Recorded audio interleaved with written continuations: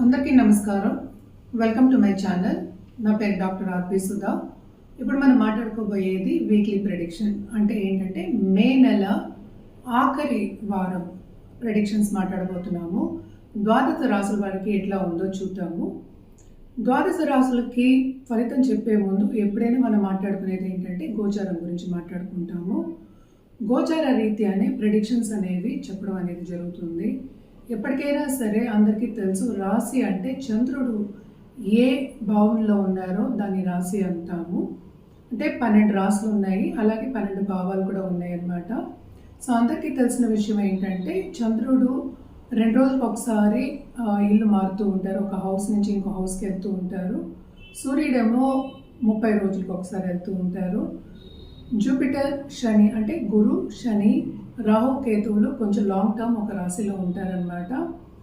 అలాగే మనం వీనస్ కానీ మెర్కురీ కానీ మనం చూసాము అంటే శుక్రుడు, బుధుడు చూసాము అంటే 30 రోజులకి 45 రోజులకి మారుతూ ఉంటారనమాట.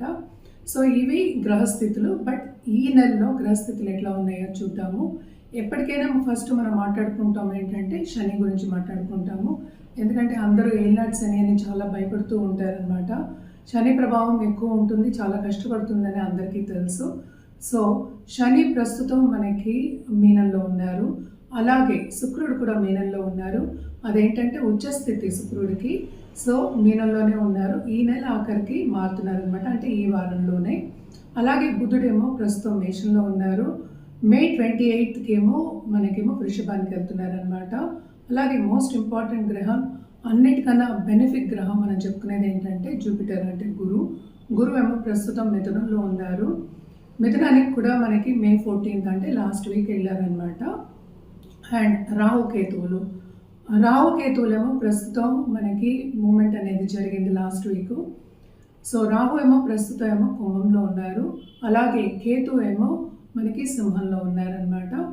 సన్ ఏంటంటే ఎవ్రీ మనకి 30 డేస్కి మనం మాట్లాడుకున్నాము. 14th మారారు. ఇప్పుడు ప్రస్తుతం ఏంటంటే వృషభంలో ఉన్నారనమాట. ఇది ఈ వార గ్రహస్థితి. మనం ఇప్పుడు మాట్లాడబోయేది వృశ్చిక రాశి వాళ్ళ గురించి అనమాట. వృశ్చిక రాశి వాళ్ళకి ఈ వారం ఎలా ఉందో చూద్దాము. వృశ్చిక రాశి వాళ్ళకి ఈ రాశికి అధిపతి ఏమో డెబిలిటేషన్లో ఉన్నారనమాట. సో తప్పక వీళ్ళకి కొంతవరకు యోగాలు ఉన్నప్పటికీ ఏంటంటే ఈ వారం అంత గ్రేట్గా ఉండదు అనేది సూచన. అంటే ఏంటి, దేంట్లో బాగుండదు అంటే ఫస్ట్ వాళ్ళు చేసే పనిలో అంత గుర్తింపు అనేది ఉండదు. అండ్ ఆల్సో పాలిటీషియన్స్ చూసామంటే ఈ రాశిలో ఉన్న పాలిటీషియన్స్ కూడా వాళ్ళు ఎంత కార్యక్రమాలు చేస్తేనో వాళ్ళ గుర్తింపు అనేది కొంచెం తక్కువ ఉంటుంది. అలాగే ఏంటంటే కొంతవరకు ఫైటింగ్ సీన్ అంటూ ఉంటాం కదా, అలా వచ్చే ఛాన్సెస్ ఉన్నాయి. ఎస్పెషలీ మనం చేసే పనిలో అంటే విభేదాలకి వెళ్ళే ఛాన్సెస్ ఎక్కువ కనిపిస్తున్నాయి. కానీ వీళ్ళకి ఏంటంటే గుప్త సబ్జెక్ట్స్ మీద ఎక్కువ ఇంట్రెస్ట్ చూపిస్తారు, అలాగే ఆ దిశలో నడవడం అనేది జరుగుతుంది. హాబీస్ ఎక్కువ ధ్యాస పెట్టడం అనేది జరుగుతుంది అన్నమాట. కొత్త సబ్జెక్టులు నేర్చుకోవడం అనేది జరుగుతుంది. స్టూడెంట్స్కి మాత్రం బ్రహ్మాండంగా ఉంది. అలాగే బయటకు వెళ్ళి సెటిల్ అవ్వాలి, వేరే యూనివర్సిటీకి వెళ్ళాలి అనుకునే వాళ్ళందరికీ తప్పక బాగా ఖర్చులు అయ్యే ఛాన్సెస్, అలాగే వాళ్ళకి కావాల్సింది ఏంటంటే కొంతవరకు మిస్ అయ్యే ఛాన్సెస్ ఈ వారంలో కనిపిస్తున్నాయి. సో వీళ్ళు పరిహారాలు చేయడం అనేది వెరీ వెరీ ఇంపార్టెంట్ అనమాట. పరిహారాల విషయానికి వస్తే ఏం చేయాలి అంటే ఫస్ట్ శని కాళ్ళు పట్టుకోవాలి. అంటే ఏంటంటే శనివారం తప్పక నవగ్రహం చుట్టూ ప్రదక్షిణ చేయడం, మినిమం 54 times ప్రదక్షిణ చేయడం అనేది వెరీ ఇంపార్టెంట్.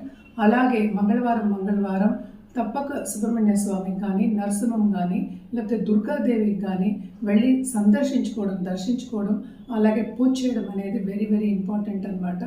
ఎందుకంటే ఈ రాశికి అధిపతి డెబిలిటేషన్లో ఉంటే ఎవరైనా తొక్కేద్దామని చూస్తారు కానీ పైకి తీసుకొద్దామని చూడరు. అదే నేను చెప్తున్నాను కదా ఇందాక నుంచి, సపోర్ట్ అనేది కొంచెం తక్కువ ఉంది వీళ్ళకి. మనం మాట్లాడుకునేది ఈ వారం వరకే.